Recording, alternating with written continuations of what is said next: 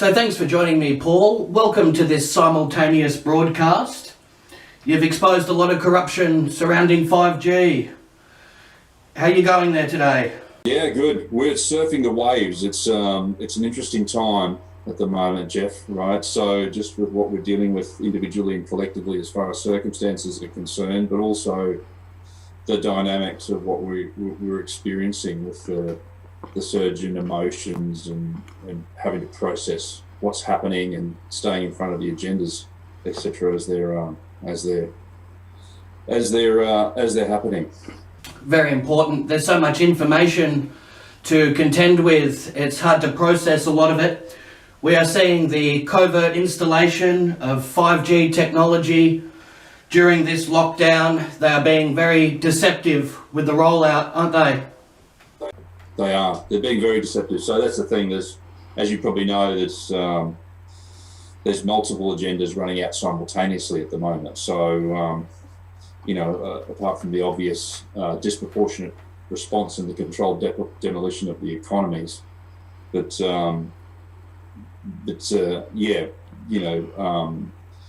only essential services operating, which happens to include, postal, pharmaceutical, supermarkets, mining, McDonald's, and the rollout of 5G infrastructure.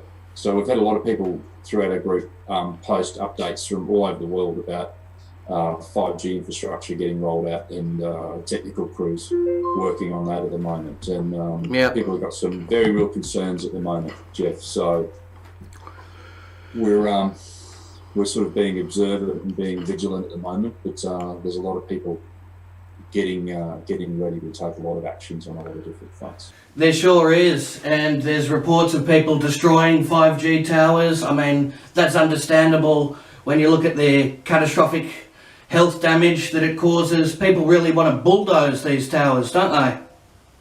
Yeah, they do. And an Australian previously, by the guy by the name of John Patterson, used an armoured personnel carrier to actually destroy some tanks previously. We tried to reach him on multiple occasions, but he doesn't make himself easy to be found anymore. But he did that. He worked in telecommunications companies, and he was responsible for demolishing and attempting to demolish telecommunications towers because he was aware of the concerns of the effects of electromagnetic radiation in the body. And that's nothing new. We've been sort of doing this for a couple of years now, and I've had the fortunate, I've had the good fortune of carrying out some amazing interviews with some of the leading minds in the world, including Arthur Furstenberg, the author of The Invisible Rainbow, Professor Ole Johansson out of Switzerland, Dr. Russell Cooper, a lot of building biologists, a lot of doctors, and there's petitions that Arthur's been involved in called the 5G Space Appeal, and they're focusing on the rollout as far as the satellites are concerned, and he's been very vigilant about that for a long time. We ran a 5G health symposium in Australia in July 2019. And I prefaced the event by apologising to the fact that all these doctors and scientists and professors have been saying this, have been shouting from the rooftops for a considerable amount of time, but way back as early as like in the 90s. And a lot of us that have perhaps been involved in the truth movement or the awareness or the activist movements have been completely oblivious to it because we've been so distracted by so many other things. But there's very real concerns.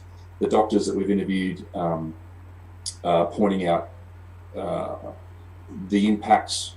Let's establish there's been a lot of conspiratorial theories kicking around the internet that we just want to keep reiterating the same thing over and over again, and that is that it has been proven beyond all doubt that electromagnetic radiation from 5G technology and any electromagnetic producing devices damages and compromises the body's immune system.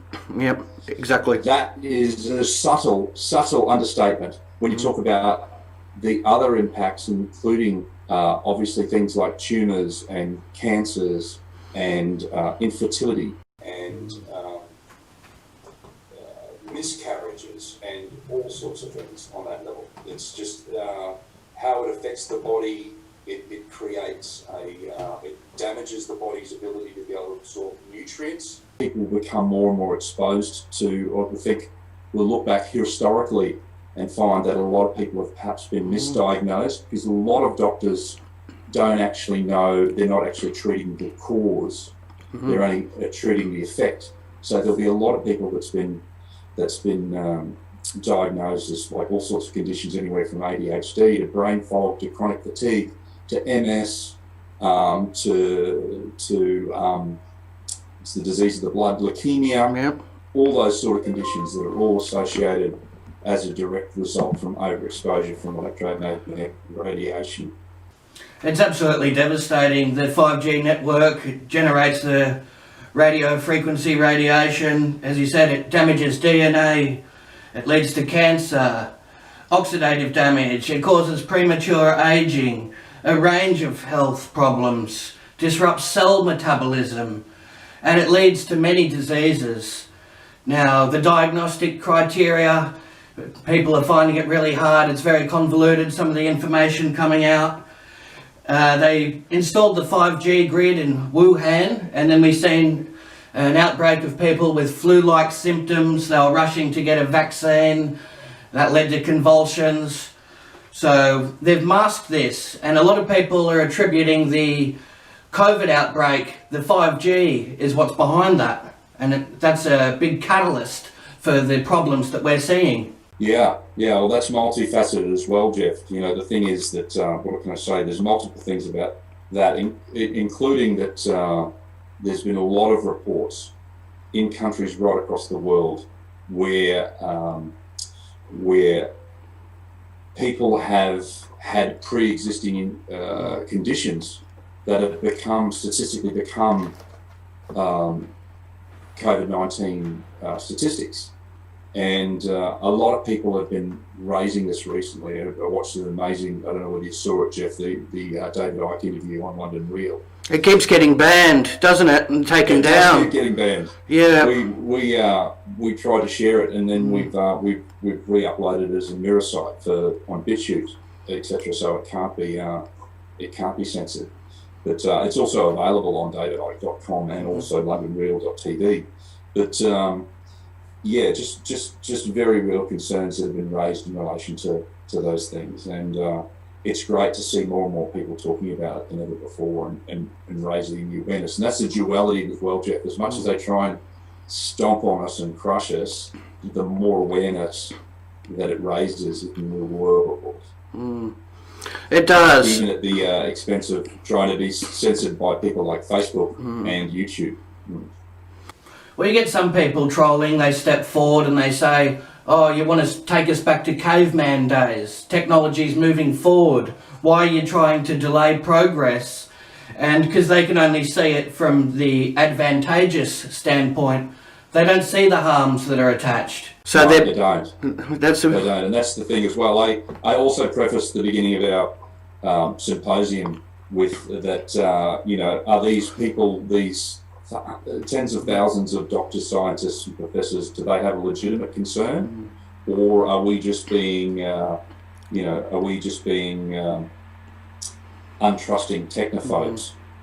But as it proved overwhelmingly from that event, and also all the subsequent events that we have, there's very real concerns. There's a lot of information that people have produced that have drawn parallels with pandemics that have occurred in the world previously that are quantum jumps in the Earth's field of electromagnetic radiation. And with different pandemics, there's a timeline there. People have posted lots of memes in our groups. It's all over social media, and there's a lot of people starting to elaborate on that now. But yeah, it's very much a concern, Jeff. Yes, very much so. And this is military-grade weaponry handed down, isn't it? It's a commercialisation of military technology. Most of the technology is in the world that finds its way to us. And commercialising that technology, it's active denial. It's an active denial system. But as I've been saying to people recently that I've been talking to, is that the electromagnetic radiation from 5G is actually just the statistical byproduct or the risk or the collateral damage of this industry, because data is the new oil. Data is the new oil. This is the biggest, telecommunications and data is one of the biggest industries in the world with far larger budgets than even the military industrial complex and big pharma combined. So some of the companies in the US, like Verizon, had spent like something like $2 billion just on US in 2019 alone on 5G rollout. And the interesting thing as well, Jeff, is that we have conversations with people and talk to them about, and from a lot of the evidence that we've been able to find in places like Australia, is that the federal governments have contributed in some instances like 50% of the costs towards the infrastructure rollout. And we're also talking to people as well that they need to look a little bit more closely and be more conscious about their self-managed or their superannuation funds and check that what those companies have been investing in and financing, because in some instances people have actually been financing it with their superannuation. Absolutely, that's a very good point you raised. And people, they didn't give their consent and they just rolled it through anyway, didn't they?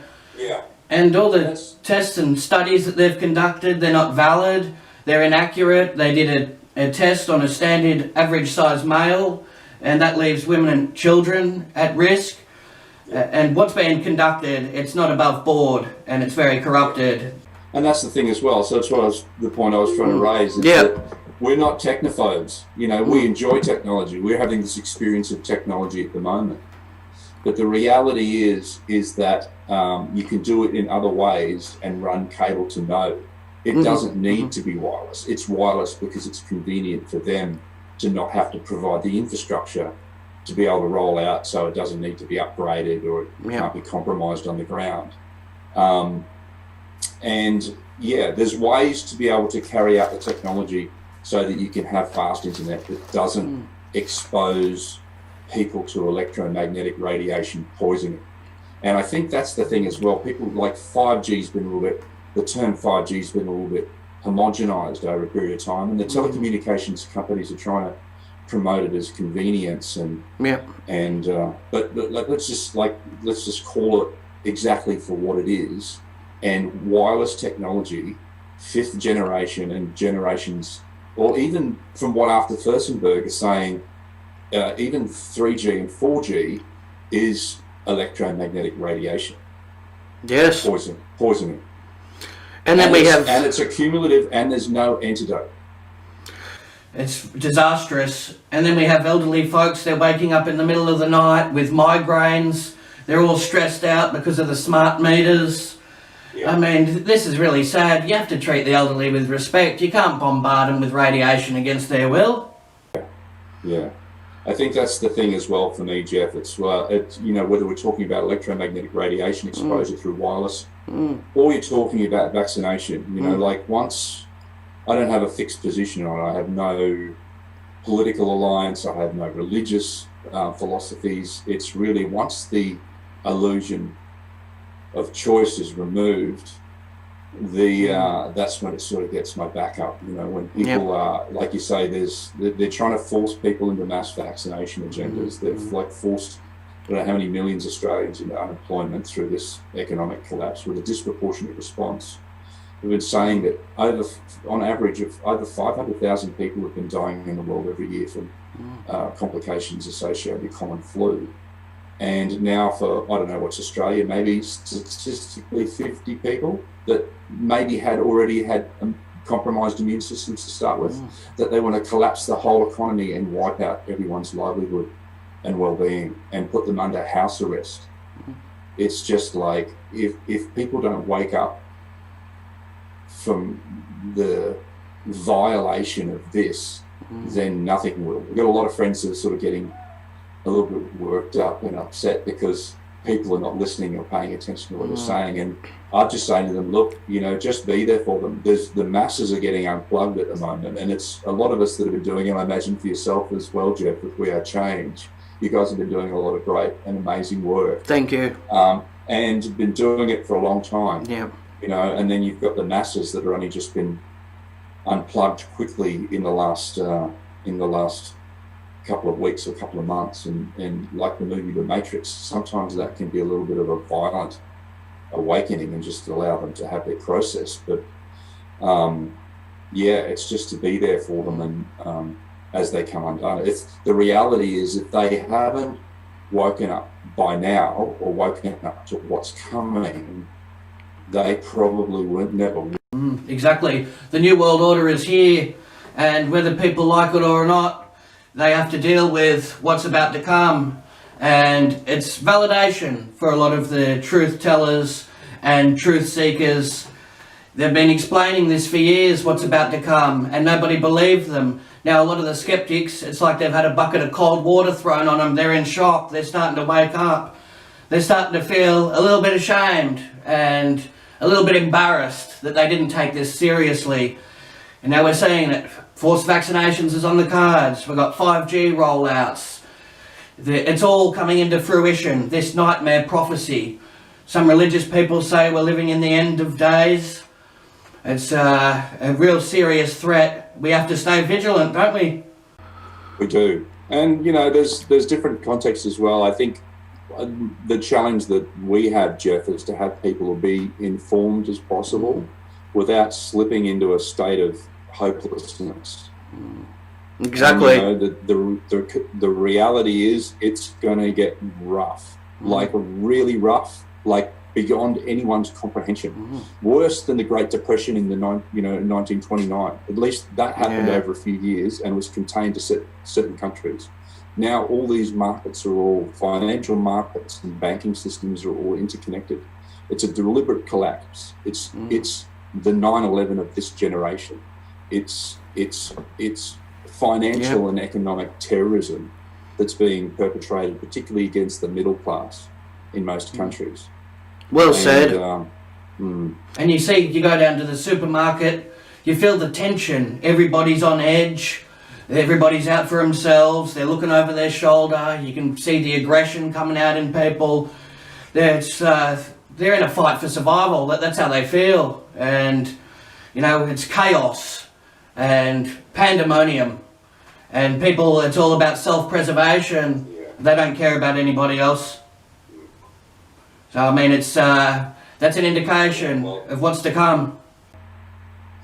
Yeah, and I think it's going to shatter a lot of illusions. You know, like a lot of people are going to get red pilled very quickly. So they're under any illusion that the government's going to help them. I've been talking about this publicly as well since about 2014, Jeff, and there's a couple of aspects to that. And one is that statistically, the governments, particularly in the Western world and first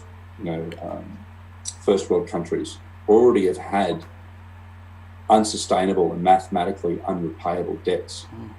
So they're just like drawing up telephone numbers now and typing up telephone numbers of digits. But the conversation with, you know, some of the leaders and the politicians and stuff, if there's such a deficit in the world, I've asked them, who are they borrowing the money from? Exactly. Where That's what everybody's saying. From that doesn't exist yet. That's right. Who are we in debt to? That's the common phrase that we're hearing a lot, isn't it? Yeah. And if, you know, like conversations that we've had in the past over the years, like 9/11, etc., the basic and the most simplest equation and explanation is normally the correct one. And I know a lot of other people have done a lot of work. We mentioned David Icke earlier. There's other people that have been doing work, like Peter Joseph from the Zeitgeist movements and that sort of thing. You know, there's fundamentally, you know, they've covered a lot of ground previously, and we get to sort of, and you mentioned about people that have been saying these things. You know, it's very bittersweet. You know, a lot of us have been doing this for a long time. I was involved with the Occupy movement when that happened around the world in 2011. Well done. I was also involved with the anti-war protest for the invasion of Iraq in 2002, 2003, or the official invasion of them. They were running sortie missions, and bombing the hell out of the boundaries, and had been imposed with UN sanctions for all that period of time. But speaking publicly about it, I was in the Middle East at the time and read books by Scott Ritter. He wrote a book he was a former UN weapons inspector. Wow. And he wrote a book saying about how it was physically impossible for them to have weapons of mass destruction, that they'd either found them all, or they'd expired, or they'd been destroyed. And they had the technology back then, in the late 90s, to be able to carry out mass surveillance, that they could look at a packet of cigarettes on the ground from space and tell you what sort of brand it was. You know what I mean? So yeah. For some of us that have been around the block a couple of times through some previous recessions and events like 9/11, you get to like step back and have a look at it in context and see very, very similar patterns. Yes. Everything is a pattern, whether it's nature or whether it's programming, and particularly in relation to false flags or psychological operations like this is. And some people get offended when you say that. And it's like, how can you say it? Are you saying this is a hoax? Are you saying that people didn't die? And the reality is, historically, what's happened in the world is that people die in false flag operations and psychological operations. They certainly do. Sometimes it's a combination where they have crisis actors and then they have real deaths. It's all very ambiguous the way they do that, and they do that deliberately. So it's hard to ascertain the truth and the facts. So it's fascinating, the information that you've exposed, and you do start to see a pattern emerge with the government and the corruption. They seem to continue the lies and the same agendas we see fall into play over and over. And, you know, that really needs to be exposed, doesn't it?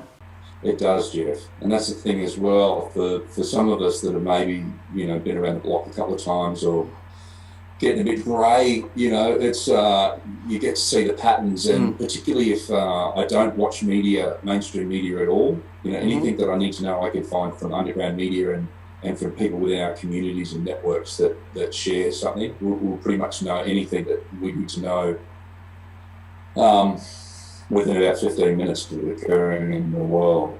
And so it's very interesting. I am impressed with the level of support from the public. There's action groups being started, different Facebook groups. They're dedicated to stopping the rollout. There's been quite a bit of support. We've held 2 protests that I've helped organise out at ARPANZA, the Australian Radiation Protection and Nuclear Safety Agency. We've had quite a lot of people turning up. We had a barbecue. Thankfully, we had some donors that put some money in. The donations helped provide food, and all the children got fed. Everyone was happy. It was all very positive and very constructive. We raised awareness, got the message out, and it's good to see people committed to putting an end to this evil, smart 5G grid.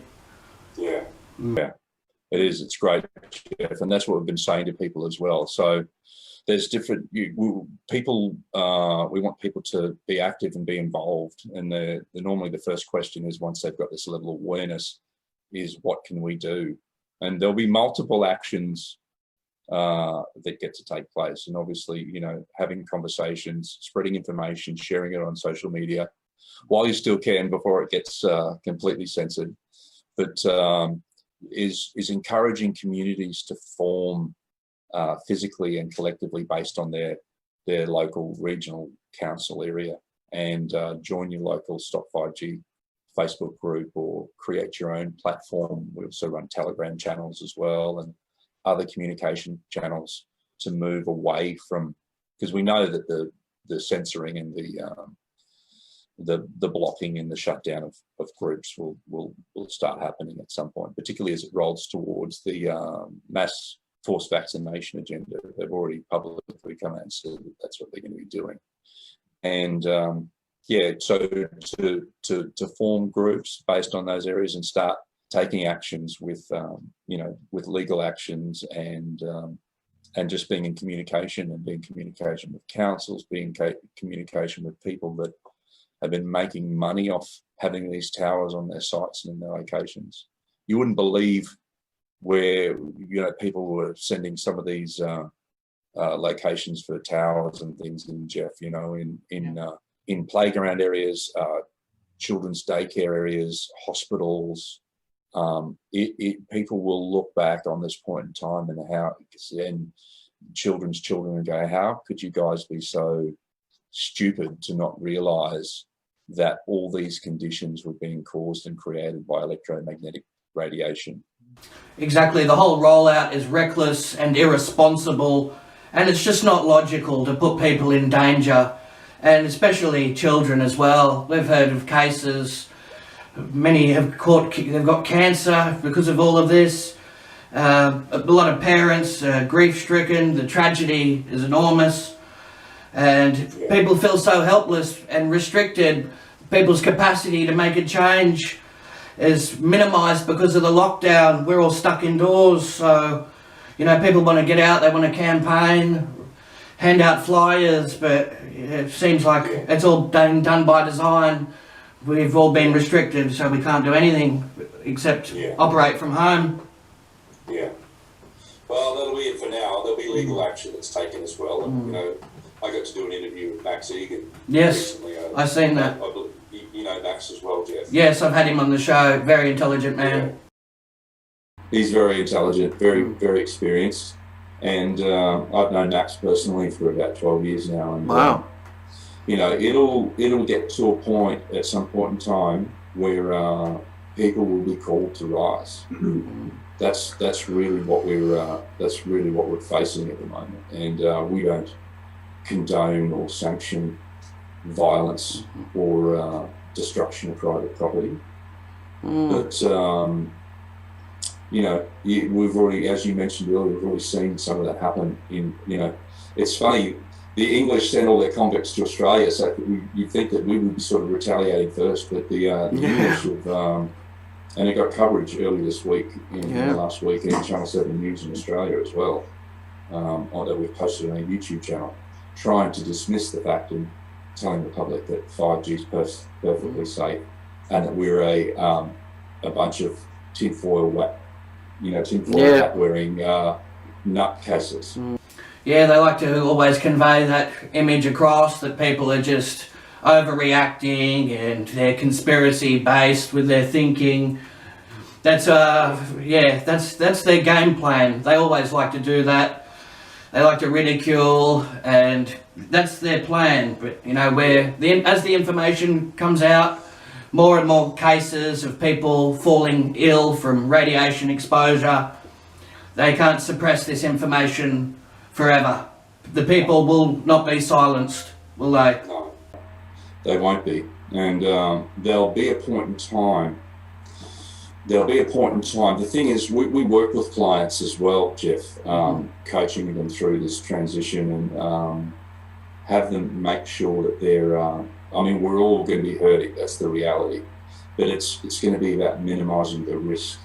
And people think that the damage has been done to the financial markets. Yep. But that's just the pre-tremor. You know, like I said, I'm very eternally optimistic and positive person, but I'm also a realist. This is the quiet before the storm at the moment. Yep. We're working with clients to get their affairs in order because of what's coming down the line.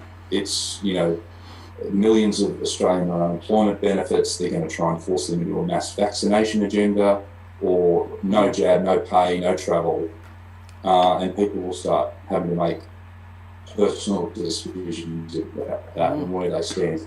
And once that starts to get imposed, you know, don't underestimate the power of what some of these people in the community are capable of when it comes to threatening their livelihood further, particularly in relation to their lives and their children's lives.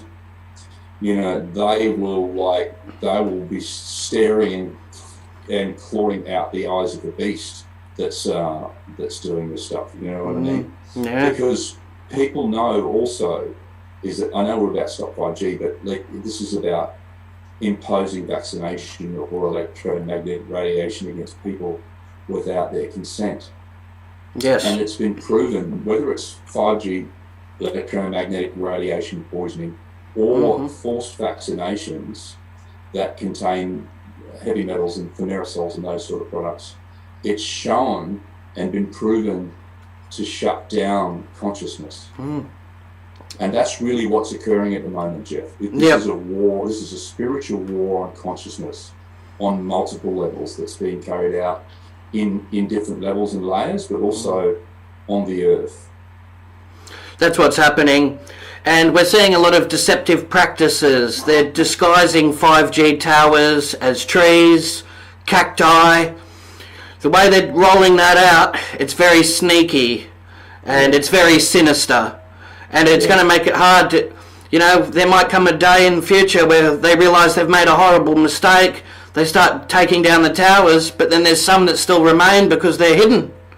Yeah. So, I mean, that's a worry too. It'll be hard to get rid of all of them when they're designed to look like a cactus. Exactly. But, for anyone that's watching this, if they're living in Australia, they can go to websites. You can go to rfsna.com.au and type that in, and it'll show you all the telecommunications towers that are in any suburb within Australia. And when people see that for the first time, to see their look on their face is truly phenomenal,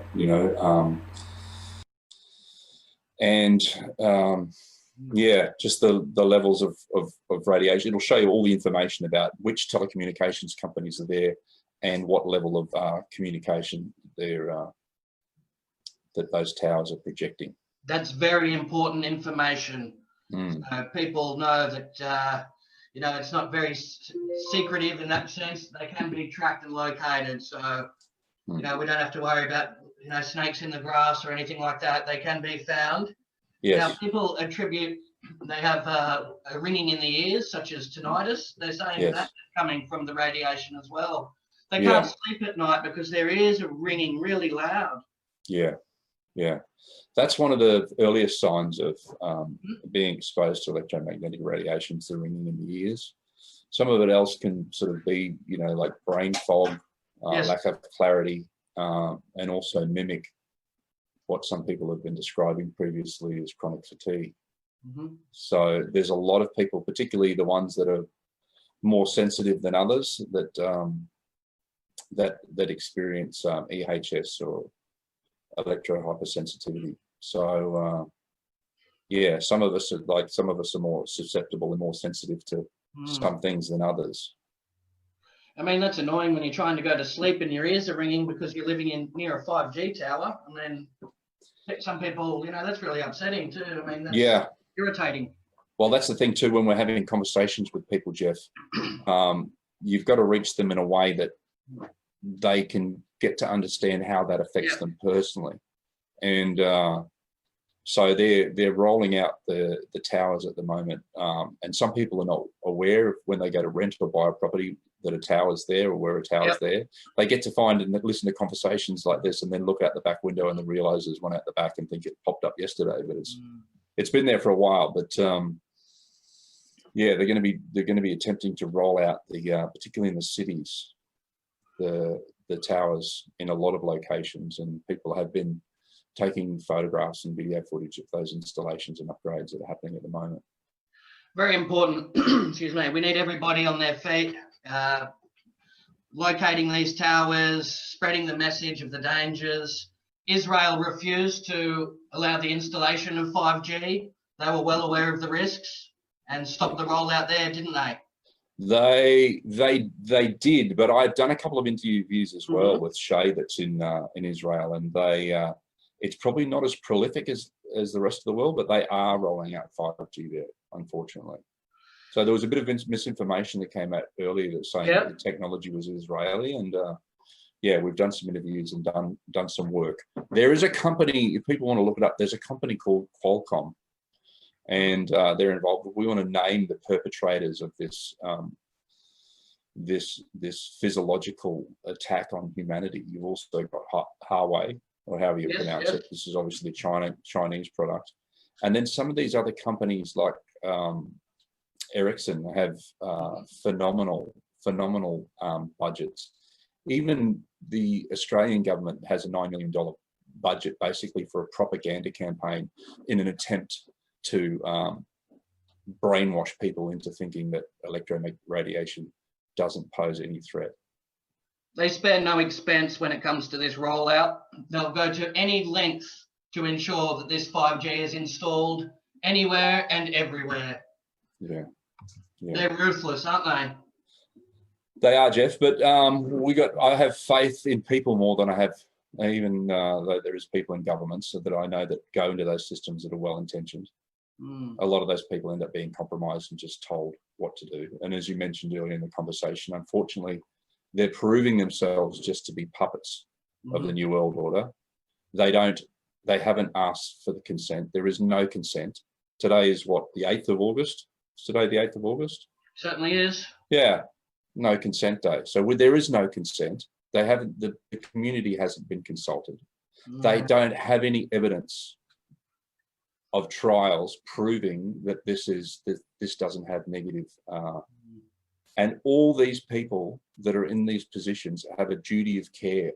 So in speaking to them, they have a duty of care to ensure that whatever happens to the public, that they are kept out of harm's way. There's other solicitors that are taking legal action against the telecommunications companies or anyone that's been involved in the approval process for assault. Yeah, that's what it is. This is assault with that. So yeah, taking actions against those people, and you know, we've got a lot of faith that the communities will rise up. Byron Bay in New South Wales has already successfully sought out and achieved a moratorium. That's brilliant, isn't it? Yeah, that's great. You don't mess with those guys down there. No, they stopped the coal seam fracking, and they were not having it. And we need people like that are concerned for Mother Nature, protecting the quality of our lives, looking after the generations to come as well, ensuring that people are going to be safe, they're going to be able to live a productive life. Yeah. Now, if someone found themselves living in close proximity to a 5G tower, some of these EMF readers can be really expensive, into the thousands of dollars. What can someone do to try and test the levels coming out if they're on a budget?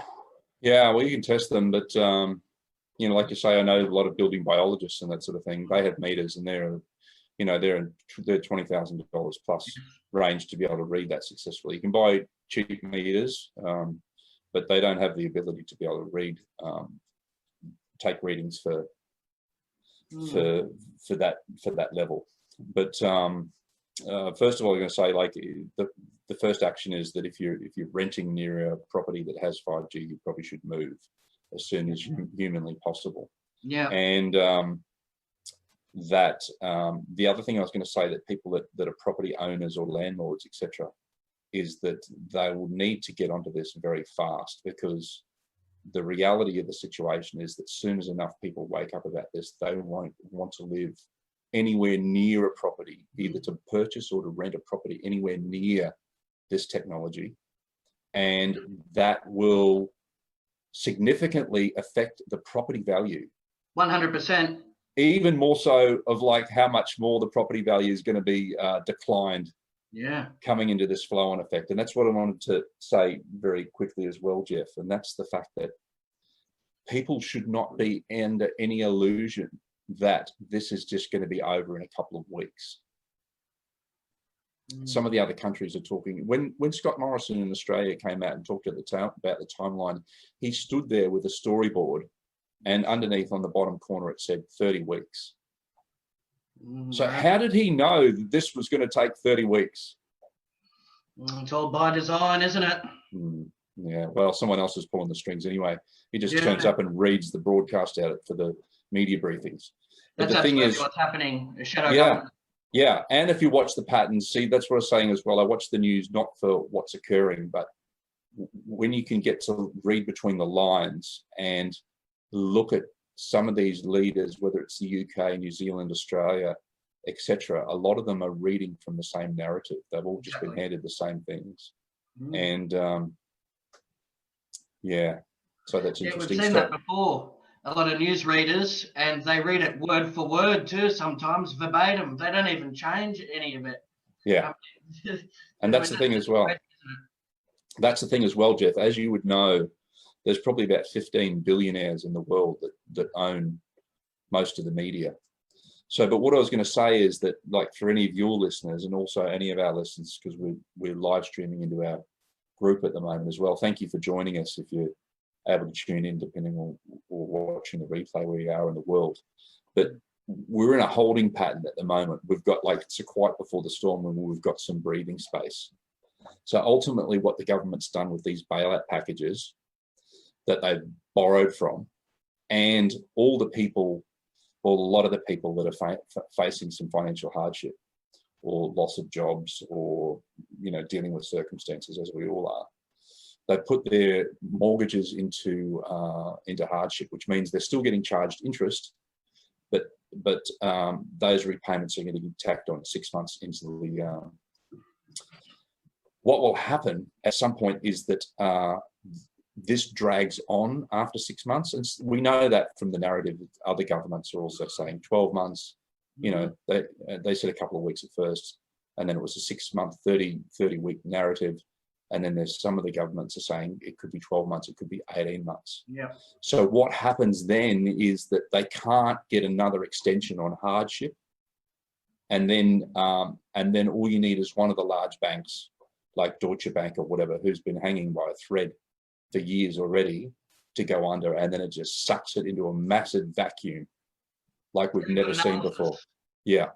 And what I've also been talking about as well, for any people that are listening, particularly in Australia, is we've been talking about at the G20 summit in Australia about October 2014, they passed what they call the bail-in laws. Mm-hmm. Yes. Yeah, and for anyone that doesn't know, when Australia went through the recession, that was a recession. Yeah. Yeah. So when they did that, they passed the bailout laws, which means, in effect, the government bailed out the banks and corporations and passed all that debt onto the citizens, which a lot of citizens haven't even woken up to yet. It's an astronomical amount of debt per capita. And then what that does, that's passed on from the international bankers, and then the governments have to sell off all their assets to try and pay the loan. I know in Queensland alone, they were having to sell off assets like rail systems and ports, etc., because the debt was about $100 million a week in interest-only repayments. So it's part of an agenda. But just going back to the bank bail-ins, so what that means, in effect, is if there's a run on the banks, and particularly the big four banks at some point in time, is that it's the same type of situation. And again, it's a fine line to walk as well, Jeff, because we have to be aware of what's happening, and then we have to be aware of what we want to create as well. If we put too much attention on something, we end up creating it by default. But when all these things start happening, like governments trying to impose the criminalization of paying for or receiving more than $10,000 worth of cash, making it a criminal offense, yeah, the red flags go up, and then you get to know, hang on, what are these guys doing? And it's actually, they're putting systems in place so that they can control the contagion of the banks. Mm-hmm. So from causing a run on the banks to happen. And that didn't even come to play, because in the last couple of weeks, people and clients have gone to banks, and the banks have told them they can't withdraw any more than $5,000 cash a day anyway. So, but just going back to the Cyprus bail, what a bail-in means is that all the account holders of that bank or finance institution get treated as shareholders of the company, and that bank fails. And then what happened in places like Cyprus is that people woke up and had about 60% of their money skimmed out of their bank accounts, and the governments just took it. That's what's happening, and the dollar is devalued. It'll end up like Venezuela, won't it? Where you'll have a briefcase full of cash, and that's just enough to pay for milk and bread and maybe some lunch if you're lucky. I mean, people, they think it's really good, these stimulus packages. They're like, oh, this is great. I'll be able to get ahead of a couple of bills, might be able to get a new flat screen television. Yeah. They don't realise that the price of goods will go up and services. Yeah. It Uh, does. It does. yeah, And then that's the saying as well, right? Those who do not study history are destined to repeat it. yeah, And, you know, I collect money notes. It's one of my things that I've done in my travels around the world, is collect notes as well on different currencies. But you probably might have seen it as well, Jeff, from Zimbabwe, the $100 trillion note. yeah, that's right. I Yeah, have seen yeah. that. That's what And it gets to, inflation, isn't it? that's right. That's hyperinflation, where they just Yes. keep printing money and printing money and printing money. And did a couple of visits to Germany as well, and got to do a bit of research there. What happened with the Weimar Republic? How that, like you said, it's we've got to laugh about it now, and just I pray to God that it doesn't get this bad. But there were stories in the Weimar Republic in Germany where people would turn up to buy a loaf of bread with their money, with their notes in a wheelbarrow, Yeah, and by the time they got to the line, the price of bread had gone up, so they left their wheelbarrow there, and then they came back with more money, and someone had tipped the money out and stolen the wheelbarrow. yeah, that's outrageous, isn't it? That's complete lunacy. And you think the people in the banking sectors, and they should have a gold-backed currency, and they should have put some contingencies in place so this wouldn't happen. Yeah. Well, I didn't expect it to. I've been, you know, expecting this to happen since about 2011, but you know, and the thing is, once it sort of starts to go down, trying to get your hands on anything like precious metals is really quite a challenge as well, because anyone that knows anything about it just hangs on to it anyway. But yeah, it's interesting about what happens with hyperinflation, but any form of inflation at all is really just another indirect form of taxation. You know what I mean? I always couldn't work it out when I was a kid, you know, how someone would buy a house for like $9,000 30 years ago, and now it's worth $1 million. Like I couldn't sort of get my head around that. But that's how it happens, through inflation. That's right. There's And even it's good. surfacing that they're going to try and abolish the paper currency and go to a new world order currency, some type of digital system where the fiat is erased, and that's how they're going to try and roll it. They already don't like people using cash now because of this corona. Yeah. It's all card only. So, I mean, that's just another way that they can control you even more, when it's all tied up in a digital format. They can just access your account. They can put a hold on it. If you're saying something that goes against what the government wants, social crediting, they can just put a hold, a freeze on your account, and then basically all your commerce stops. Yeah. Where if you had cash, you'd be okay. You could still trade and do things. So yeah, that's further control mechanisms. That's all what's being implemented now. That's correct, Jeff. So when you look at people like the head of, I can't even remember his name, but the guy that's the head of the World Health Organization coming out making statements about shouldn't use cash, ban cash at spreading the virus, you know, that's when the flags go up as well. But so it's not only that, it's direct demolition of the financial system, the intention to roll out mass forced vaccination, and then also, like you say, I've had a bit of experience and over the years with decentralized currencies and cryptocurrencies and blockchain, where people, it's a community currency, and it's just shared between the community, and banks no third parties are involved. But part of their agenda as well is to issue a centralized digital currency. And it's already been openly stated by some of the people in the Federal Reserves and the who's at the IRS in the United States, etc., that and including Australia, that that those digital currencies will they've openly acknowledged that they'll either be tracked, monitored, and taxed effectively in real time. Yep, it's a form of slavery, isn't it? When they control people, every facet of your life is being monitored by Big Brother. Yeah. And there's no democracy anymore. People, they don't get a vote. There's, like they say, a plebiscite, you just don't see it. And the government just does what they want anyway, and people don't have a say. They take a poll, for instance, and the people all unanimously want something, but the government just says no. And I've seen in one of the proposed sites for a 5G tower, the whole street, they didn't want it. You can see they're putting flags on their fence out the front. Stop this, sign the petition, we don't want it. Yeah.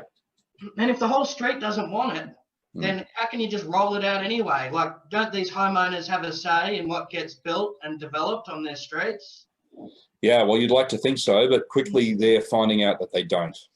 And, you know, like I said, there's duty of care in these politicians and the communications companies, and to agree, the shareholders of those companies, and also the people that have leased those properties. Some of those sites, some of those people are earning like $500,000 a year for leasing those locations out to telecommunications towers.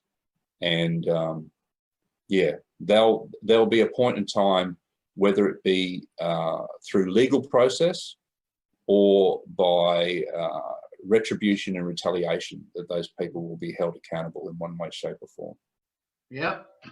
And a lot of people that are installing this technology, they'll have their own cancer treatments to worry about in future, won't they? I mean, they might wear a hazardous material suit, but... Yeah, well, that's the other thing as well, Jeff, is that it's funny you should say that, but looking at the statistics as well, a lot of those people that work in those professions like electrical and electromagnetic radiation actually have very high statistical suicide rates. So they might make good money in the short term, but is it really worth your life for? Is it really worth the life of your family and your children, let alone the guilt that you're going to have to actually deal with for what's coming down the line? And some people with their employment, they've noticed they've set up a tower on top of where they work, and the prospect of seeking alternative work, employment, it's a bit drastic to think, oh, I'm going to quit my job because there's a tower here. But then on the flip side, is it worth risking cancer or tumours forming on your brain?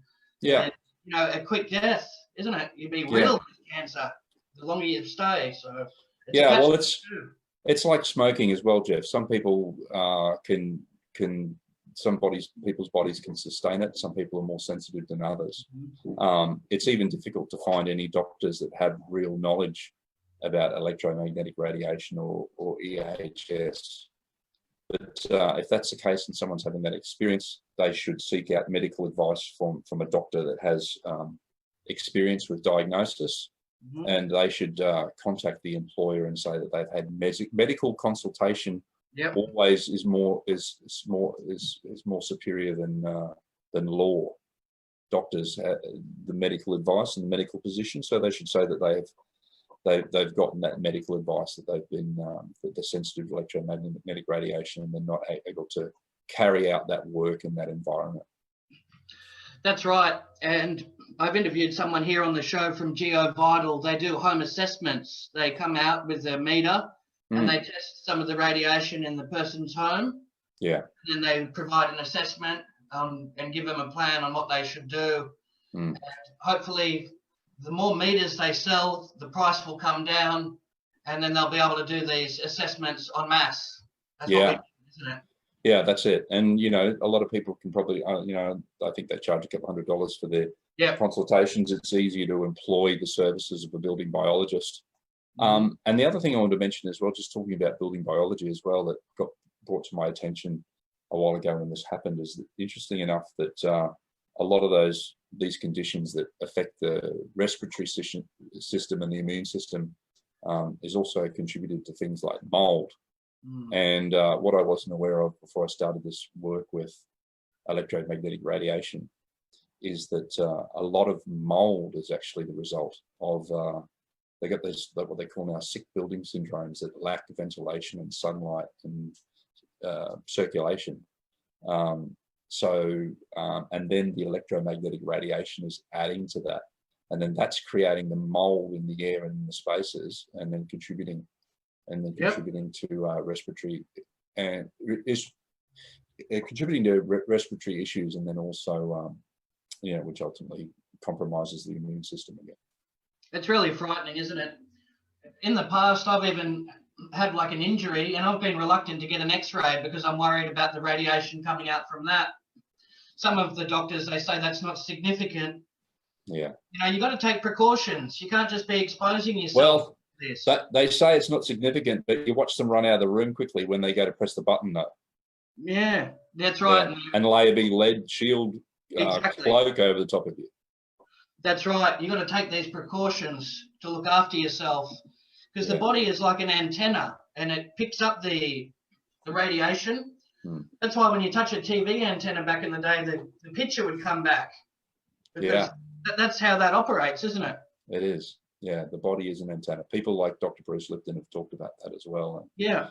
That the cells of the skin are like little mini antennas, etc. So we're beings of frequency. We're fields of energy, and you know, we're being affected by this this massive step up in electromagnetic radiation. And I think you'll find that, you know, as much as this happened, I know there's a lot of conspiracy theories kicking around the internet, that the people will find that there's a direct correlation between the compromisation, the compromising of the body's immune systems because of the exposure.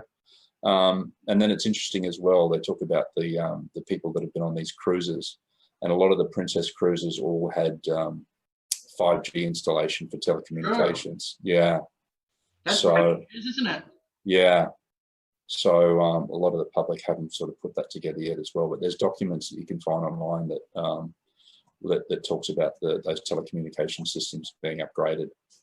Very helpful information. Would you attribute the majority of these COVID-19 cases, would you say the majority is linked to 5G?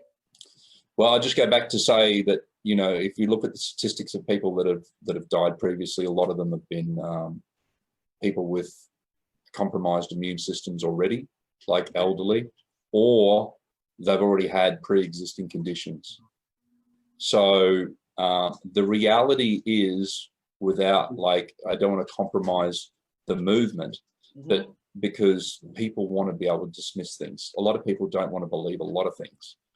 I don't even want to believe what I'm saying half the time, Jeff.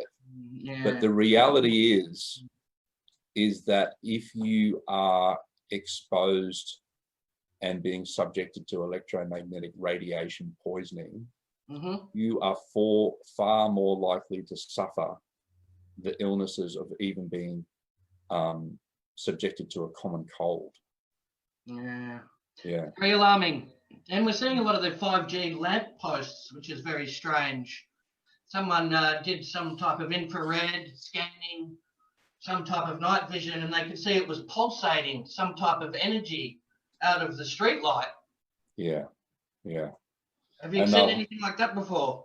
I haven't seen it personally. I know there are devices that you can get a visual. I've talked to a lot of the academics and the scientists and professors, and they were talking about if they could actually get a device that can show the fields. Yes. And that's the thing as well, because it's invisible to the human eye. A lot of people can feel electromagnetic radiation. When I got involved with this a couple of years ago, and people were saying that they were sensitive to electromagnetic radiation, I thought they were just being a little bit sensationalist and a little bit sort of overreactive, but it's very much a real thing. It sure is. I have grave concerns for pregnant women, the harm that it's going to do to unborn babies. It's going to be unimaginable, and it's sad to predict a lot of miscarriages will definitely come into play because of this, and it's just devastating. It's heartbreaking, isn't it? Yeah, it is.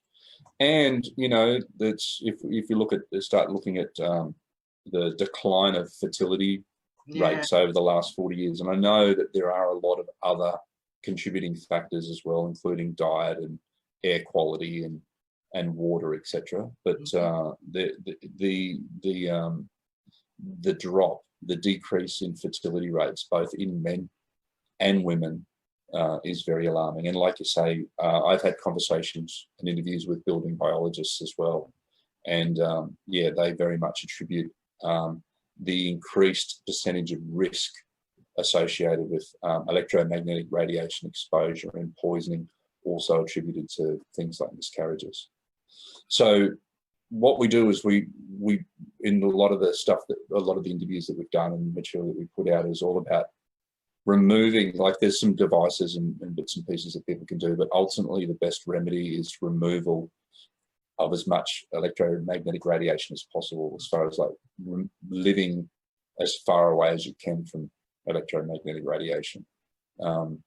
Turning off Wi-Fi when you're sleeping, making sure that you're only using phones when you need them, turn your devices off whenever you're not using them, just to try and minimize your exposure. The body is a very resilient thing, and if we can at least get 8 hours or how many hours of sleep you get a night without, and remove as much electromagnetic radiation and exposure as possible, the body still has time to recover. Yep. That's going to help us in this battle. The fact that we can heal and repair damaged cells, diet, nutrition, that's all going to aid in combating this harmful radiation. Yeah. That it's all going to go hand in hand with that. Yeah. Absolutely, Jeff. We're going to create the best defense possible. Yeah. So we don't fall victim like this. They want everything connected. Your TV connected with your car, and your air conditioner all connected to your phone, and then onto your fridge. Yeah, well, I want to talk about that as well, Jeff, so that you know, and that also the other listeners know as well. So that if you look at, we posted on our YouTube channel that they're, rolling out the towers like as quickly as they possibly can. So like you've got 4G, and then that'll go up in quantum jumps, 6G, 7G, 8G, etc. So ultimately what that's meant to do and be designed is for integration with things like self-driving cars, etc. Yes. It's a telecommunication system at the moment. And as I said at the beginning, is that data is the new oil. Knowledge is power, and knowledge is data. So as much of the data that you can harvest on people as possible. So it's just the step up in that. So that's the concern at this point in time. Because the convenience isn't worth dying for. People want to watch Netflix, and we already have that technology now, live streaming. We don't need it ramped up. It's not worth the risk. No. And the tests, and some of the countries, the standards of what radiation is acceptable differs from country to country, and the standards here, it's pretty alarming. It is, Jeff. I don't know why, and who's in their infinite wisdom at Panza. In Australia, for example, different countries have their own different regulatory bodies that are normally puppet institutions that are installed by the governments and normally funded in some way, shape or form by the telecommunications company anyway. They're just this sort of buffer arbitrary body that's placed there just to sort of stop the telecommunications being directly attacked. But we can't justify or quantify why Australia has electromagnetic radiation levels like up to 10,000 times higher than other countries. 100%. That's very negligent, isn't it? It is. I don't know how they can get away with doing that. It's not structured and effectively, and that is enough for anybody to be concerned. How come we're allowed to be dosed up with high levels and this country says no to it? Yeah. And I think as well as that, not only this controlled financial demolition being the 9/11 of this generation, it's just, it's beyond, it defies logic. And the other part of it as well is that people have been deliberately, it's not their fault. It's been all done by consent. And we've been deliberately distracted by design, and people have been kept like hamsters on a treadmill trying to survive and pay their mortgages and look after their children and pay for their childcare centre, and to be afforded the luxury of to be able to stop and contemplate this conversation at all, Jeff. That's right. A lot of people, they wanted to get off the grid just because of the way it's been escalating like that. The New World Order has been ushered in very quickly. They wanted to panic. They wanted to move out in the bush areas, but that's all been burnt out now, forcing everyone into these smart grids. Yeah. That's how they've done it. Well, that's all part of you. Look, do the research. Anyone that's watching this that's not informed already, just check out the UN's Agenda 2030, the whole smart city agenda, where it basically, you know, that people have to move to the cities and to survive, and then build all that infrastructure. The interesting thing too, Jeff, is like I said at the beginning, this conversation is multi-leveled and multi-layered.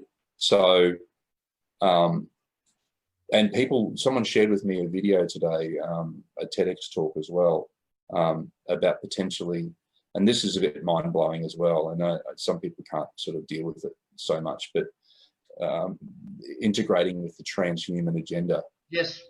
Yeah, and artificial intelligence, and people like Elon Musk talking about, you know, direct links, etc.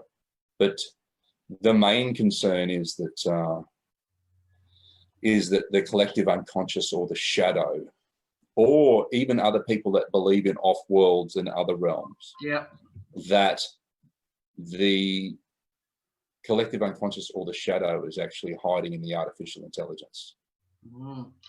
Fascinating subject. That's something the globalists fantasize over. Transhumanism, merging humans with technology. It starts off with the handheld devices like your mobile phone, and then it goes to wearables like your Apple Watch, your Google sunglasses, and then they go straight to implantables. Then they just want to chip everyone. And they're already talking about doing that now with the vaccines. They're going to have everyone, Bill Gates was saying he wants everyone chipped and vaccinated. Yeah, and that's the other thing I wanted to mention to you as well, Jeff. It's like, if you watch the news, there's a lot of suggestive programming there, and even how names or words are developed. I spent a lot of time with a guy from the States, a guy called David Wynn-Miller, and he was an interesting character. And he talked about the deliberate modification of English language, how the English language that we're indoctrinated with in school is very different to the Black's Law version of language. And like, if you go before a court of law, they ask you, do you understand? And understand, you think, means, do you comprehend what I'm saying? But actually what that means, if people have spent time in the sovereignty movements, etc., is that actually means, do you stand under my jurisdiction? Exactly. And the same as that people, the First Nations people in Australia have been indoctrinated as well to be told that they're Aboriginal. Now, ab means not. So they've been indoctrinated, and we've been indoctrinated to call them Aboriginal. But they are very much original. Exactly. Legalese, deceptive languages, what they're saying is being used. They've disrespected the original inhabitants of this land, the custodians, the ones that cared for it. They're watching all the resources being depleted, the assets being sold, land being sold to China. And it's just, they're just butchering this country left, right and centre. Yeah, they are, Jeff. And you know, the thing is, I know a lot of First Nations people and those mobs. And the unfortunate thing is that a lot of mainstream people are just about to have a huge wake-up call to how the Indigenous peoples of different lands have been treated for at least the last 100 years. Yeah, it's unimaginable how they would do such a thing. And I mean, if it's money, profit-driven, to privatise the water supply as well. I mean, it's unnatural, it's unholy, and they have no regard for the quality of the Australian public, any human lives. They just don't care. And it's very tyrannical. It's a totalitarian society that we're living in. It's becoming harder to escape it. A lot of people, they don't know, should they wrap their smart meters in aluminium foil or copper? I mean, people are looking at all sorts of plans now. Yeah, well, anything they can do to get away from it. I got to be in, Josh DeSol ran the 5G Crisis Summit, and he produced a documentary about 7 years ago called Take Your Power Back, which was primarily focused on smart meters. Now he's also moved into the educating people about 5G as well. But anything that you can do to remove that, whatever it takes, if you can ideally not have that involved. I mean, I had a call from a friend maybe about 12 months ago, and she just recently purchased a brand new property, and went to the meter box to get the power connected, and went outside and opened up the door of the power box that was in the wall of the bedroom on the external wall of the townhouse, and found it had 18 smart meters in the wall. That's insane, isn't it? Yeah, yeah. So all of those devices are all, you know, we'll go through education. We'll go through some unfortunate situations, and then we'll have to educate ourselves and wonder how we ever allowed some of this stuff to happen. Yeah, it's very alarming when they're just putting in a large number of meters. That amplifies the radiation, doesn't it? It does. It does amplify the radiation. And that's going to be devastating. Yeah, and people should avoid it whenever they can. And hopefully there'll be some type of class action, mass lawsuit, if everybody bands together and orders these towers to be removed. But I guess we'll have to see mass casualties and people dropping like flies from it before any action takes place. Yeah, well, there are people in Australia taking actions, Jeff. But the thing is, there's so many fronts, because of the fact that you've got so many towers in so many different locations all over. Some of them are council properties, some of them are private properties, and some of them, you'll find locations that will have multiple towers. So like I said, if people go to the website in Australia for RF, so R for Romeo, F for Foxtrot, S for Sierra, RFS, NA, N for Nelly, A for alpha.com.au. All that information will be there. But what I was getting to as well, we're running off of multiple thought forms at the moment, but what I was saying is that the technology has the ability, once it upgrades in levels and layers from 5G plus, to actually charge devices remotely and wirelessly, so they won't actually need to be plugged into a power source. Yes, I've heard of that. That's new information that's being brought in, hasn't it? Yeah, yeah. That should raise some questions there. I mean, if the radiation's powerful enough to charge your phone, imagine what it's doing to the human body. Yeah. They don't think of that. They just think of convenience every time, don't they? Quick, fast. We're living in a microwave generation. Everyone wants it now. They want it quickly. And it'll be like living inside of a microwave or an airport scanner. Yeah. And this is the thing as well, Jeff, is the fact that, unfortunately, this might be, if enough people can wake up in time, this might be remembered as the asbestos of our generation. And the thing is, you look what happened with James Hardie in Australia, is they denied to the death that any exposure or any liability. Now, we don't have it in Australia, fortunately, but those guys are still selling those products into third world countries. That's a very good comparison you just made there. They had prior knowledge that asbestos was dangerous, and it was like razor blades in the lungs and would cause havoc on their respiratory system. Yeah, mesothelioma. Yeah, and it's the same with 5G. They're well aware of the dangerous effects, but they're rolling it out anyway. Good comparison. Yeah. And we're definitely saying that. And it's an ongoing war. We've got chemtrails being sprayed, 5G, the mainstream media, the brainwashing. That's very effective too. And people are fluoridated. They're walking around looking at their phones 24/7. I mean, they basically have their phone surgically attached to them. And if you try and tell them that that it's not good for them, it just doesn't sit well with some people. They're too used to that convenience. So yeah, well, what have been some of your methods to try and break down that wall of resistance and educate people that are skeptical and just want that luxury? Yeah, well, you're right with what you're saying, Jeff. And the amazing thing is that we've been so resilient. The human body and the human condition's been so resilient to make it this far with this amount of electromagnetic radiation that we've already been exposed to, with the heavy metal, the metals that are in the chemtrails, the aluminium oxide and the barium that are in the chemtrails, the fluoride and the heavy metals that's in the water.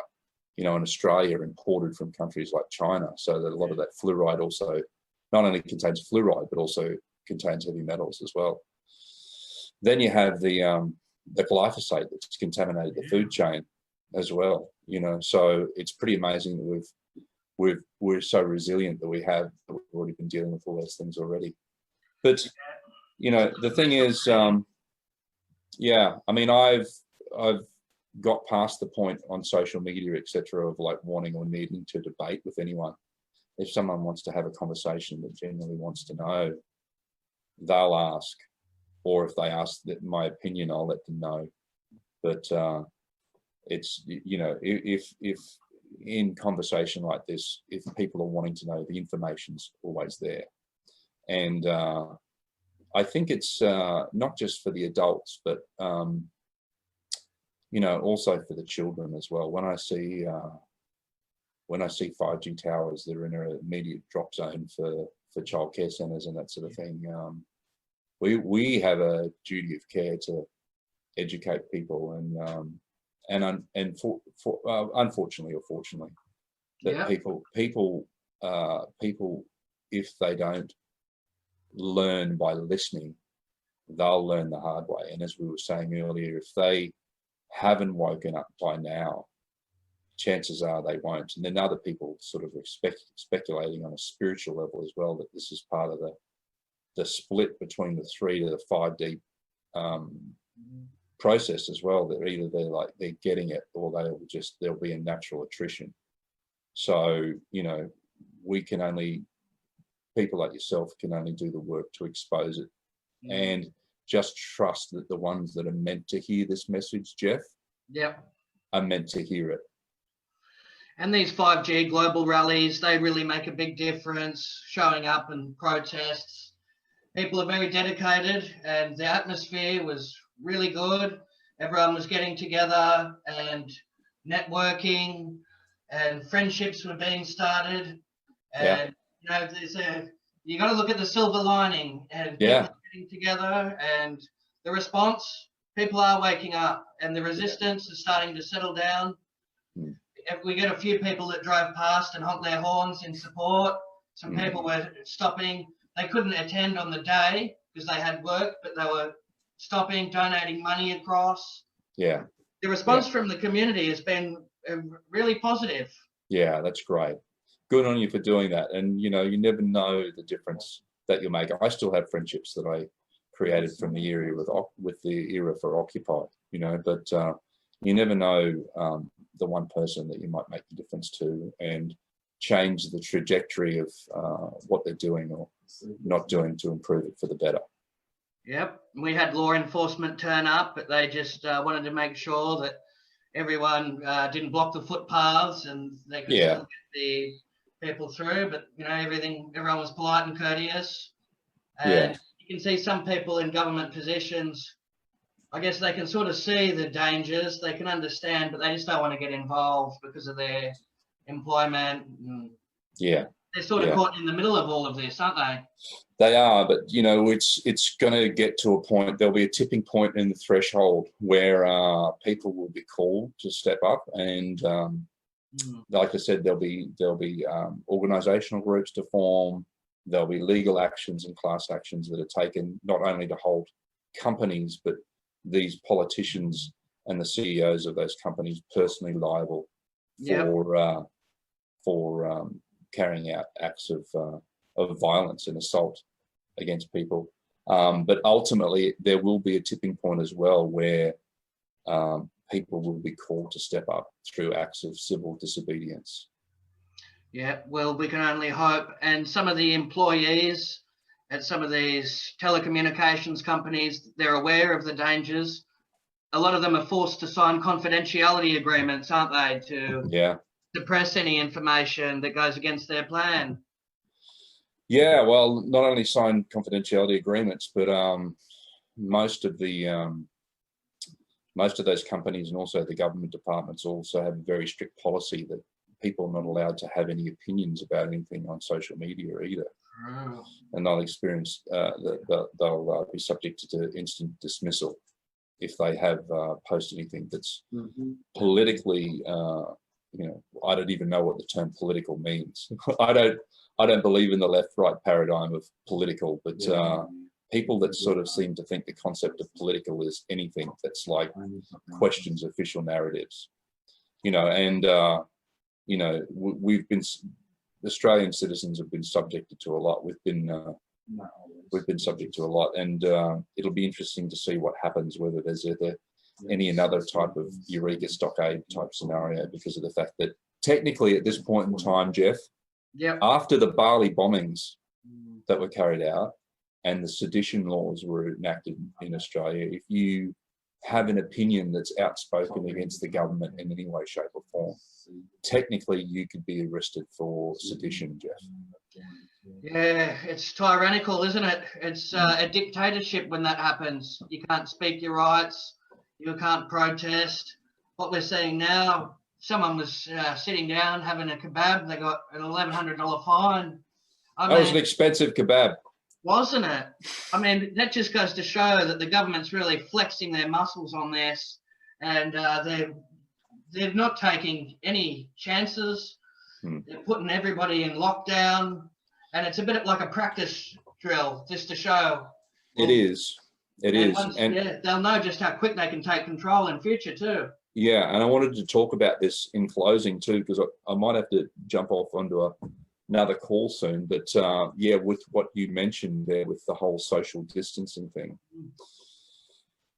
is the fact that there's been other situations where people have been, you know, fined. Apparently they've handed out over 8,000 fines in Australia alone just for these things like going to the beach or going paddleboarding in the ocean. But I did a great interview about a week ago with Max Egan. We talked about the fact that this social distancing thing is actually, so what's happened, Edward Snowden came out and released a report as well and said that the concern was that these new laws, we already knew that we were being spied on by the NSA. Well, it's actually Australia is spying on the Five Eyes countries now. But this is all to increase the effectiveness of surveillance. Yes. So under these new laws now, they have the ability, and again, without anyone's knowledge, they have the ability to surveil, they have the ability to profile everyone through social media. Yep. So unless you're using any encrypted messaging apps, like Signal, etc., you can pretty much assume that all your social media, all your Facebook, all your messages, all your text messages, all your website browsing is all under surveillance. And why they're doing this is to have the people be spread out so that it makes the surveillance technology more accurate. A lot of the times what happens, whether this is the actual event or whether it's the pre-event, Jeff, yes, it's testing the systems. And you mentioned Occupy earlier, and I was involved with Occupy because I thought it was the right thing to do. Very good. But the thing is, a lot of those things, in hindsight, you look back and they're actually operations that are instigated and created by people like George Soros through adbusters, etc., and financed as movements to try and find out how people will respond and who the dissenters are. So what they're doing at the moment is they're surveilling everyone's social media, and they're also able to tell, even if your phone is turned off, yes, everywhere that you've been and everyone that you've come into proximity with. Yeah. Yep. Frightening set of circumstances, and see, it's all surveillance. A lot of people's information is shipped off to a fusion center. All these government agencies, it's all fused into one, so they collect all the information on everybody. I mean, you've got to be able to live your life and not worry about who's listening to your calls and monitoring through. But that's right, and we see a lot of that. That's why they call it a net as well. Anybody on YouTube that's telling the truth, exposing corruption, they fall into that net. So then the government knows, oh, okay, he's waking up a lot of people. He's really educated on the agenda and the New World Order.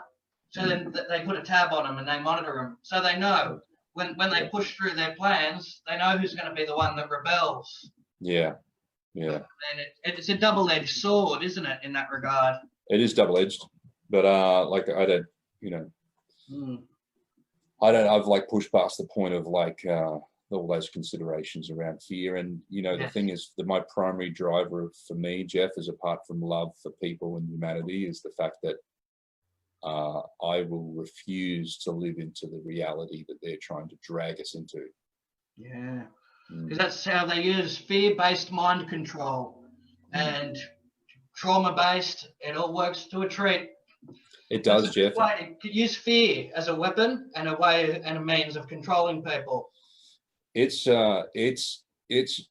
brilliantly effective and very well orchestrated. And for anyone that's been involved with the truth movement as well, they would have done some research on what they called, and again, because I got to do a couple of visits to Germany and know some very well informed people, and Operation Paperclip. If people Yes. Google Operation Paperclip and find that all the top propagandists from the Nazi regime were all taken off to America to work for the CIA. And Exactly. Yeah, Joseph Mengele, Werner von Braun that took over NASA. Yeah. All of them, some of the most brilliant minds, and they use the most intelligent people for evil. Not good. Yeah. And you know what? They did it all that way back then just by putting up posters everywhere. Yeah. And making all the businesses put up speakers and play the addresses through the loudspeakers. So the Nazis would be like, it's a wet dream for what these guys are doing at the moment. The fact that they've been able to actually orchestrate an economic collapse, a mass lockdown of citizens globally under house arrest, and you know, massive vaccination, max forced vaccination, which is basically an eugenics program. I don't want to dismiss and say that all vaccines are harmful, but once you start removing the illusion of choice for people, then that's when the real damage starts to get done. And that's when people need to start standing up and taking action, and people need to stop saying no, and they need to stop conforming, and they need to stop, you know, like as I said before, ultimately it will become an act of civil disobedience, like Gandhi used to talk about. The act of civil disobedience is the only way, because we're complying by consent. There's no guns pointing at us at the moment. Yeah, well, that's it. We've seen a great show of support when the bushfires hit. Everyone was looking after one another and, you know, kind words. But now with this COVID, everyone's real cutthroat, the aggression. I've seen almost fist fights in the supermarket while I was there. People trying to stand over others for goods. People stealing, I've even seen when I was down there. And that was just all in 20 minutes of being in the supermarket. I witnessed almost an assault, and then a theft, and, you know, people being mean to one another. And then you've got also people that are trying to be overly nice when they have come in close in someone's boundaries in their space, like profusely apologising, you know. People are just, you know, they're not themselves, and well, they're not themselves, Jeff, and they're actually responding to the programming, which is highly effective. Has been highly effective. For the Nazis to say that you could pull off a complete domination of humanity for citizens in every country simultaneously, and have them be pushed into house arrest and collapse the economy, take away their livelihood, force them into communistic statism and social welfare for an indefinite period of time, they would just have, even Hitler wouldn't have believed that this was possible. That's right. And, you know, and they always say when you want to take over a country, the first thing you do is disarm its citizens. And here we have firearms to protect ourselves, completely inactive in that front. And it's only a matter of time before you see people going from home to home, looting, stealing, people smashing things up, stealing out of cars. I mean, we're not far off that now. Australia's lucky in that regard, Jeff. If you're looking at places like the US where they've got the sheer volume of population, you know, all I could say is that I don't envy the role that the law enforcement are about to have to need to do at this point in time. And speaking into that as well is the fact that, you know, these people that are in these positions, whether it's the military or the police forces, need to think about what they're doing. And we call on them to think about this. And if what happened with Nazi Germany Yep. under the Nuremberg Code, That's what that happened. that they say that they were just following orders is not a defense. Not at all. Mm. And some of them even took cyanide tablets because they knew what was going to come. Yeah. So, I mean, you know, they're ridden with guilt, a lot of them too. They're doing the corrupt work for the government. Mm. And, you know, that's what they always like to do, pass the blame off to someone else. That way, you know, you're not completely immersed in all of that guilt and shame. They just say they were following orders. It's an easy excuse, but no, it's not acceptable and it's not satisfactory. And we're seeing they're boarding up windows now in Canada, shops. You know, it's a complete lockdown, cities, everyone. Yeah. Yeah. Look, that's the reality of it at the moment, Jeff, is that look, it's going to get rough. It's going to go sideways fast. And like I said, it's the quiet before the storm at the moment. Yeah. But the good news is if enough people can wake up in time, people are all using these catchphrases at the moment as well about flattening the curve and social distancing or whatever, and saying that this is the new normal. But the thing is, it's not the new normal.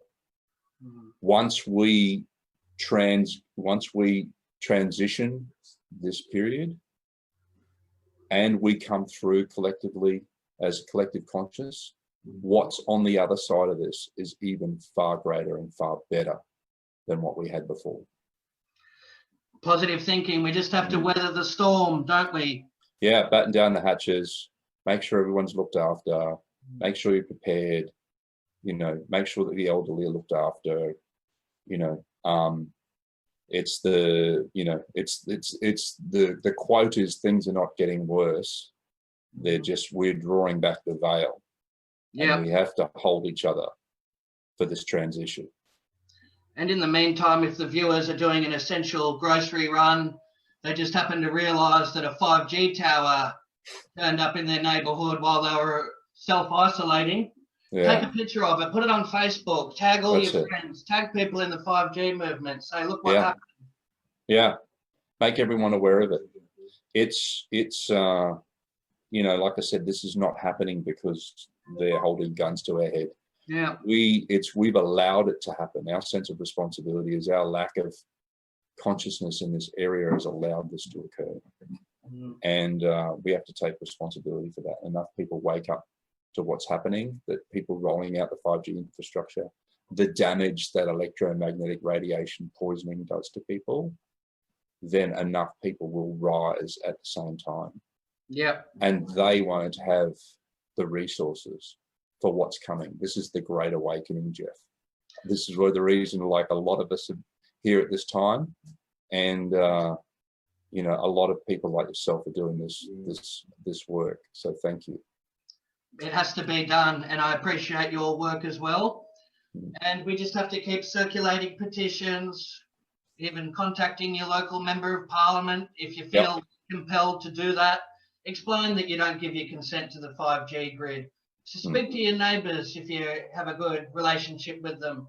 Ask what their thoughts are about it. It's power in numbers. That's how we're going to defeat this evil system. Absolutely. And all those communications, protests, petitions, sending letters to the leaders of the municipalities and the councils. Tell them that you hold them personally liable and responsible for any potential assault or loss that's incurred through their lack of action or lack of response. The standard response is they'll normally pass the buck back to you, saying that they're part of, they're meeting the APANZA guidelines. Yep. Stiff. Tell them that they are being held personally responsible and that they are seeking a moratorium on this until they can prove that they have a duty of care to prove that it's safe. Yeah. Under law, internationally, Jeff, there's what they call the precautionary principle under law. So the precautionary principle from a legal point of view is that whoever's carrying out the act, the potential act of harm or the act of violence or the act of assault, they have to prove that what they're doing causes no harm. And none of them none of them have been able to do it yet. And, you know, I'm not against technology. I think if it makes someone's life easier, then, hey, it's a very important tool. And if it can help people, it should definitely be utilized. But not if it's going to eject harmful radiation, if people are going to get leukemia, other cancers. No, we want it to be safe and effective. Yeah. And proposing isn't either of that. Yeah. And there are ways to still have technology, have it be fiber, have it be cable to node, don't have Wi-Fi, you know, have fixed cable direct input access for devices. And there's ways around it that you can enjoy technology without being exposed to wireless and electromagnetic radiation poisoning. That's very good to stipulate that to the viewers, because some think, you know, we're trying to slow down progress, but that's not the case. We're actually trying to look after your health and well-being. Yeah, yeah, absolutely. Any other tools or methods one can implement to ensure their protection against this radiation that's threatening them? Like I said, there are some tools and devices, and some of them that we have on our website from time to time from different suppliers and that sort of thing. And you know, there's very seldom that we'll actually find a 0 point of exposure from radiation at this point in time. And we promote some of those, but most of the time we just really recommend people removing as much sources. And if they work in a job that's got exposure to it, that they change their job. If they got a property that they're renting, that they give notice, that they get a medical certificate from a doctor and they give notice and say that they aren't able to have to break their lease. They can't live there anymore. And the conversations that we've had with building biologists as well, Jeff, is that we hope to have it at some point in time in the future where people purchase properties in places like Australia that they have to get, you know, a building and pest inspection, that they also should have a building biologist inspection to show what do all the readings with the meters for the electromagnetic radiation exposure, and have the readings. I'm going to spend a couple of $100,000 on the property. I want to know, because I can't see it, how much proximity of electromagnetic radiations in the area and where the nearest towers are and what the reading levels are, and make the decision, make a well-educated decision on purchasing that home or that investment based on that. So I highly recommend that everyone seek the services of a building biologist. Yeah, unfortunately, they have to do their due diligence now. They have to look at all these things. Is it prone to radiation? Is it constantly being chemtrailed, the area that they're moving into? I mean, you have to assess all this, which you shouldn't have to do. I mean, if there was proper regulations and standards in place, you could be able to move wherever you want. You wouldn't have to take all this into account. It's very, very unsettling. If only it could be insulated to where there wasn't that much radiation being ejected, but they don't care about that. They're not trying to safeguard. They're not interested in health. Yeah, well, that's the thing as well. That's the thing as well, Jeff, is the fact that, you know, we're dealing with the towers at the moment, but and there's people that have like headed out in bush to get away from that exposure, and then there's the agenda by people like Elon Musk to start throwing up 1 million, you know, whatever it is, a couple 100,000 satellites into the atmosphere, so that the whole planet is irradiated with electromagnetic radiation. So they're just playing mad scientists, aren't they? And they're even talking about 7, 8, and 9G. Yeah, exactly. Ridiculous. Very, very mad. Yeah. Not as mad as the people are going to be when they wake up, though. That's right. That's right. We can only hope, can't we? Powerful broadcasts like this definitely help raise awareness and inspire people to take action. Because a lot of the time what we see is people don't really care until it affects them or someone that they love. Yeah. Until that, they just won't take any precautions. They won't take the steps necessary. Yeah, well, it'll affect us. It's currently affecting us all, and it'll affect us more so at some way, shape or form in the future. And hopefully people start taking action now and doing something about it, rather than, you know, children experiencing, you know, anything from nosebleeds to tumours, you know, It's unprecedented the amount of exposure that children now have to electromagnetic radiation through devices such as iPads, iPhones, and gaming devices, etc. So it's an absolute tragedy. And now you have small infants. They're so used to having the Wi-Fi on. If they don't get their games on their iPad, they'll start crying. They'll throw a tantrum. Parents like to use that as a pacifier. They put the internet on, and that's like a babysitter for them. the one-eyed babysitter. Yeah. Mm. That's proper parenting needs to come into play. Well, the other thing too, as I've been saying to Jeff, is that other people like Steve Jobs, they only allowed their children to have a certain amount. I can't remember, it's maybe an hour of screen time a day or something. And they obviously did that for a reason, because they knew. That's very interesting, isn't it? You watch how they act in their household and what is allowed and what's not. And it's completely different to what they recommend the public. You see, Bill Gates, he won't get his family vaccinated. Oh, absolutely not. But They should be first. Yeah, exactly. 100%. He expects everybody else to, but he wouldn't allow it himself. Just like Dr. Oz. He said when it comes to vaccinations, no, his wife said no to it. And it doesn't matter if he's a doctor. So, yeah, well, one rule for others. And different sets of rules apply for the elite. Yeah, well, that's the thing, like soon as choice gets removed, that's when it's time for people to start standing up. Exactly. And you've got plans for the future to combat 5G. What have you got on the cards? Jeff, we've got a GoFundMe page where we're trying to raise funds for education platforms so we can keep doing work with our websites and our database and advertising and information, just really basic to try and counteract the propaganda that's getting rolled out at the moment and trying to educate people. We've been supporting people to get their own local, join their own local 5G group, or if they haven't, actually start one, and then start taking actions for those different within those regions on a tower by tower basis, and doing as many interviews with people as we can. I've got a couple of other interviews coming up with some interesting people, including Garrett Laporto from the Wayseers Manifesto. He created the Wayseers, and it's one of my favorite videos, the Wayseers Manifesto, if anyone hasn't seen that. Also got an interview coming up. I'm just trying to schedule things at the moment with Patrick Wood. He wrote the book called Technocracy Rising.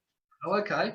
Yeah, Technocracy Rising talks about the artificial intelligence and the technocracy agenda, and also with John McAfee as well. So really, he's an interesting character. We've done an interview at a conference with him in August 2018 for one of our events. So he's very controversial and outspoken. He's the ultimate anarchist. Yes, I watch a lot. And when I say anarchist, and really outgoing, a bit of an eccentric character. He is happy antivirus, wasn't it? Correct. And he plays it. He's actually very intelligent. He plays it up a lot, and the mainstream media gives him a lot of grief and tries to, paint him as a complete loon. So, but and the interesting thing was Woody Harrelson came out and made a public statement about his concerns about 5G the other day as well. So people are starting to wake up. Just keep sending the messages out, Jeff. Yeah. It's like throwing stones in the pond. They'll just keep rippling out until we find the 100th monkey, and then we get to sort of start moving into the golden age and start sweeping some of these demons under the rug. It's very impressive, your groundbreaking work and some of the interviews. Education is vital and knowledge is power, and to counteract some of the propaganda that's being pushed through the mainstream media. The other day they're saying conspiracy theorists drawing a link between coronavirus and 5G. Yeah. Well, the interesting thing is that they try and say that, but they don't realize that when they're saying that, they're actually drawing more attention to it than what they're dispelling. But it's information that needs to get out there that's well overdue, and not only doing it for the children, but for some of us and for our grandfathers as well, you know, that went to fought under the illusion of keeping our countries free. Yeah. Most of the time to fight in wars that were financed by international bankers that financed both sides anyway. But under the illusions of keeping our country free. But like for this time and place and this period of time that we call in, you know, our ancestors, our grandmothers and our grandfathers, and for their guidance and their contribution to us for what they stood up for in their lifetime to guide us through what we're about to transition through over the next 12 months or so. Yeah, exactly. Some of the fallen soldiers would be turning in their grave to watch what's happening now. And it was said one of the worst things about slavery is towards the end of it, the slaves don't mind it that much. They get Stockholm syndrome. We're seeing people now are even saying, come on, put us into lockdown, hurry up. You know, they're actually begging for these quarantine measures to be rolled out. Yeah, well, that's a bit of an interesting psychological process as well. You know, it's like people that get incarcerated too long into corrective services, good point, and end up just reoffending because they don't actually they become institutionalized. Yeah, they can become dependent and institutionalized, and they Yes. can't actually adapt to reality. So they'd rather adjust to a dysfunctional environment and try and cope and manage in that rather than and be looked after and spoon-fed by the state, or George Orwell's 1984, you know, rather than having to fend for themselves. 100%, and they reckon two of the biggest leading causes of suicide is isolation and social distancing. We're already seeing that now. People are taking their own lives because they can't cope with this, being withdrawn from the community. They're just not equipped to function. Yeah, and everyone's sort of like so caught in their own circumstances and what they're dealing with. So we put a call out to a couple of times to people in the community and that sort of thing, and just ask for them to you know, that they've got the time that they get out and they, you know, call, you know, 5 people a day and just have a conversation and check in with them and ask them are they okay and how they're doing, just for people to be able to communicate, because people we're a tribal species, you know. We need each other for interconnection and for connection, and so just to keep that connection happening and know that people are thought of and they're cared for and considered, and check in with their well-being. So I ask everyone that's listening to this, Jeff, to take the initiative to do that on a daily basis. Very good advice, and that could save a life too. You know, you never know. People are like that. They've just got their own mind, their own thoughts that are racing. You know, they haven't got no one to talk to. You know, someone just asking how they're going can make a huge difference, and being able to have that social engagement, very important. The toll it's going to take on people's financials, they're not going to be able to recover. People are losing businesses. Their livelihood is being affected. The money's not coming in anymore, so then their relationship breaks down. People's marriages are collapsing. That's way worse than the virus in itself. The cure the alleged cure, which they're bringing forward, is much worse. It's doing permanent damage. And a lot of people, they're indoors, they're self-isolating, they're binge eating and watching Netflix. They're not getting exercise anymore. It'll take a year for them to get over it, financially and for their health as well. Yeah, well, the thing is, like I said earlier when we started, like things, we're not looking at things through rose-colored glasses. You know, we've got a sense of like how difficult things are going to be. But it's a bit of a stripping away as well of like the illusion of things that we thought were important. People identified with who they had or what they owned or where they lived or the prestige of their title or their position or whatever. But all those things, you know, all those things are not that important. It's just really connecting with people, ensuring that their well-being is okay. And none of those things are worth taking your life for. Exactly. You know, they shouldn't be putting so much real strict restrictions on people. They should, you know, at worst, they should say, well, look, you know, if you go out, you run the risk of catching it, you know, take your own chances with that. But, you know, they shouldn't be trying to lock people down on a house arrest type system. People can't even go to the nursing home and see their elderly parents anymore. Yeah. Well, it's the nursing home, but it came out in the Gold Yes. Coast news on the East Coast, I think yesterday, Jeff. And I might just sort of leave on this note before Yep. we complete if we can. And that's that as of the 1st of May 2020, it came out in the Gold Coast Bulletin newspaper that any staff, children and parents that wanted to attend work or visit for childcare centres as of the 1st of April 2020 must be vaccinated. Mm-hmm. It's devastating, these measures that they're taking, Mm. and it's a frightening prospect to have that forced upon us, a Yeah. vaccination. Well, it is, until enough people sort of have a gutful and had enough and then just start doing this, Yep. you know, then things will start, you know, people are going to be pushed to the point where they have to care about other things more importantly than themselves.